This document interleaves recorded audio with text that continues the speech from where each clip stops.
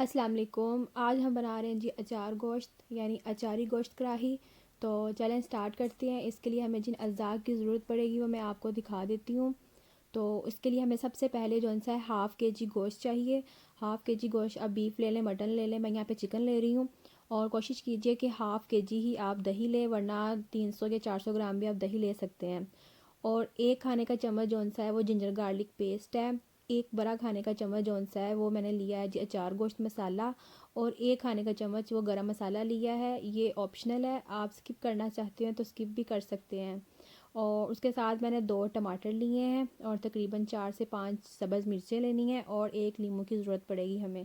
तो ये सब चीज़ें जौन सी हैं, इसमें जिंजर गार्लिक पेस्ट जौन सा है वो आधा खाने का चम्मच जौन सा है वो जिंजर है और आधा खाने का चम्मच आधा जो है वो गार्लिक का है। तो सबसे पहले हमने जौन से है मिर्चों को कट लगाना है। और मिर्चों को कट लगाने के बाद आपने इसके बीज निकाल देने हैं और इसकी फिलिंग करनी है। जो हमारे पास अचार गोश्त मसाला है उसमें आपने इस आधे लेमन को डालना है, आधे लेमन का जूस डालना है और इसका पेस्ट बना लेना है। और पेस्ट बनाने के बाद आपने इसमें फिलिंग कर देनी है सब्ज़ मिर्चों में बीज निकाल के। तो मैंने जो सी फीलिंग है वो कर दी है। तो नेक्स्ट स्टेप जो सा है वो ये है कि दही में जो हमारे स्पाइसेस हैं वो ऐड कर देने। और यहाँ पर अचार गोश्त 5 खाने के चम्मच आपने ऐड करने हैं।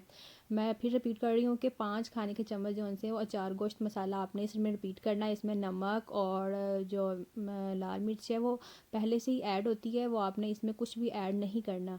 तो आप जिंजर गार्लिक पेस्ट ऐड करें, गरम मसाला ऐड करें और अचार गोश्त मसाला जो सा ऐड करें। अच्छे तरीके से इसे मिक्स कर लें। और मिक्स करने के बाद आपने चिकन को या जो भी आप गोश्त ले रहे हैं बीफ या मटन, उसको ऐड करने के बाद आपने इसे मैरिनेट करना है कम से कम 2 घंटे के लिए। लेकिन अगर चिकन है तो आप उसे आधे घंटे में या 15 मिनट के बाद भी बना सकते हैं। अगर आपको हमारी वीडियोस अच्छी लगती हैं तो ज़रूर चैनल को सब्सक्राइब कीजिएगा और वीडियोस को लाइक कीजिएगा और शेयर कीजिएगा अपने दोस्तों के साथ, अपनी फैमिली में, अपने रिलेटिव्स में, ताकि वो भी इस रेसिपी से फ़ायदा उठा सकें। तो जो है मैंने पेस्ट बना लिया है, यानी कि सारे स्पाइसेस जो उनसे ऐड कर लिए हैं और चिकन को मैंने इसके अंदर ऐड कर दिया है। और मैं इसे तकरीबन ज़्यादा से ज़्यादा आधे घंटे के लिए ही मैरिनेट करूँगी। और आधे घंटे के बाद जो सा है वो मैं आपको दिखाती हूँ कि कैसे करना है। अब आप एक कढ़ाई लें या देगची लें, जो भी आपको मुनासिब लगे, और लेके आपने इसमें 1.5 बड़ा चम्मच जो सा है उसमें घी ऐड करना है।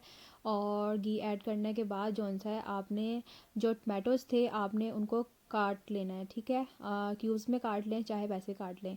काटने के बाद चाहे ना काटे उसके हाफ़ पीस करके, यानी कि एक टमाटर के 4 पीस करके आप इसमें कर लें। तो जैसे ही घी या ऑयल जो सा है वो गर्म हो जाएगा तो आपने जो टमाटर है वो उसमें ऐड कर देने हैं और इसे सॉफ़्ट होने तक पकाना है आपने। और जब ये सॉफ़्ट हो जाएंगे तो फिर मैं आपको दिखाती हूँ। तो तकरीबन 2 से 3 मिनट लगेंगे कि सॉफ़्ट हो जाएंगे।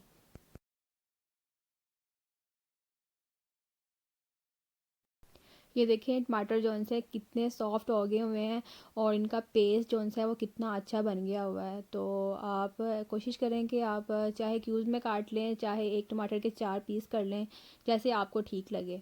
तो जैसे ही ये सॉफ़्ट हो जाएंगे तो जो हमने मिक्सचर था, जो हमने चिकन को मैरिनेट किया हुआ था, वो हमने इसके अंदर ऐड कर देना है।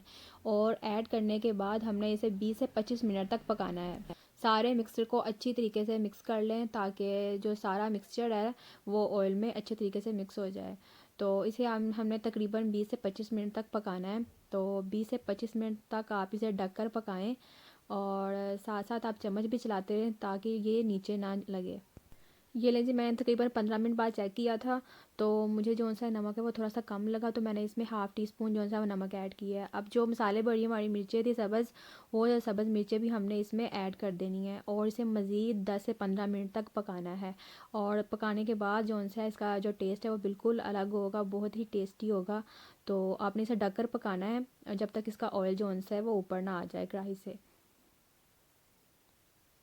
फाइनली 20 से 25 मिनट के बाद जो सी है अचार गोश्त कढ़ाई जो सी है हमारी बिल्कुल रेडी है। तो ज़रूर ट्राई कीजिएगा और बताइएगा कि कैसी बनी। और दुआ में याद रखिएगा। Thanks for watching.